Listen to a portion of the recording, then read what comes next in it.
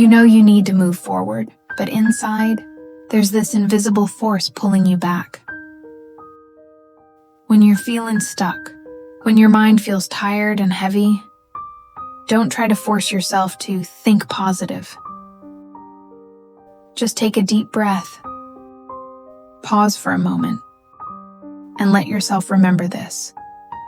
Overthinking won't change your life, but action will.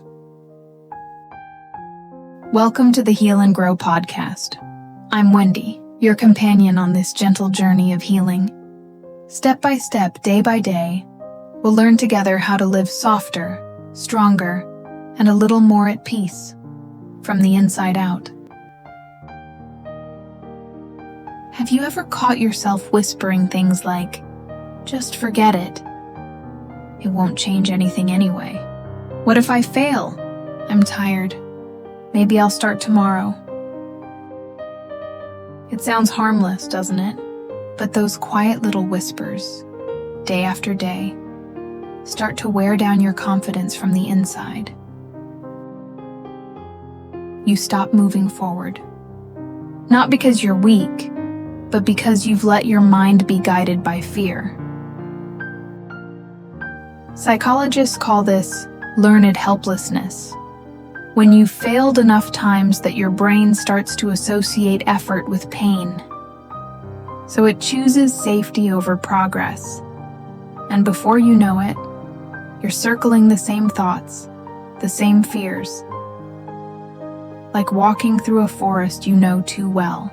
Each time you return, the path gets deeper, darker, and harder to escape. But do you know the difference between those who succeed and those who give up? It's not that they don't feel fear, they do. They hear the same whispers, but they act anyway. They know the road is uncertain, but they take the step because they understand. Every shaky step forward still brings them closer to the light. And the ones who fail, often it's only because they listened to that voice a little longer than they should and stopped, right before something miraculous was about to happen. So, how do you get out of that maze? How do you step forward when your mind keeps pulling you back? The answer isn't in thinking, it's in action. You don't have to change your whole life in one day. You just need the smallest movement. Right now. Get out of bed. Drink a glass of water. Take one deep breath. Write down one thing you're grateful for. Small things, but real. Because the moment you take action, your whole body begins to respond. Your heartbeat shifts. Your breathing slows. Your muscles wake up. Your brain starts releasing dopamine, the signal of hope, motivation, and belief. And that tiny bit of movement resets your entire nervous system. It sends a message to your mind. I'm still alive. I can still do something.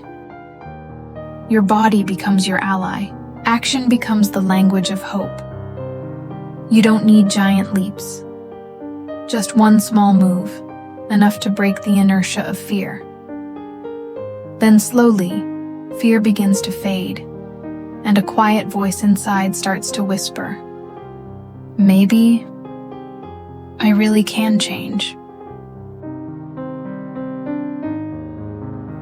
Aristotle once said something that stayed with me for a long time. We are what we repeatedly do.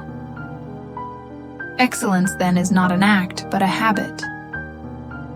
And you know what?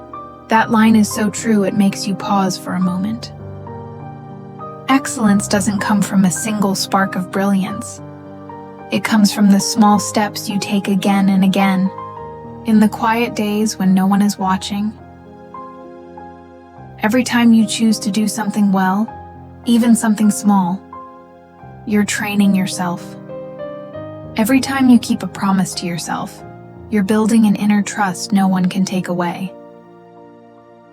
Excellence isn't luck, and it isn't something you're born with. It's a conscious choice to move forward just a little more, even when you're tired, even when nobody notices, but you keep going anyway. And the beautiful part is, one day you'll realize you don't have to try to be excellent anymore, because it has already become a natural part of who you are. No noise. No show, just you, and the quiet repetition of your daily actions, quietly creating something extraordinary.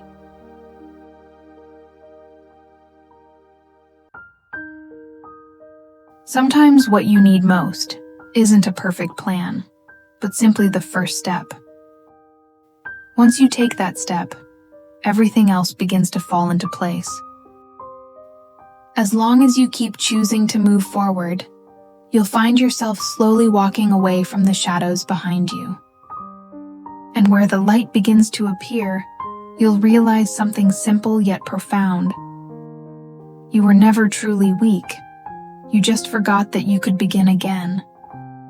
Right here, right now.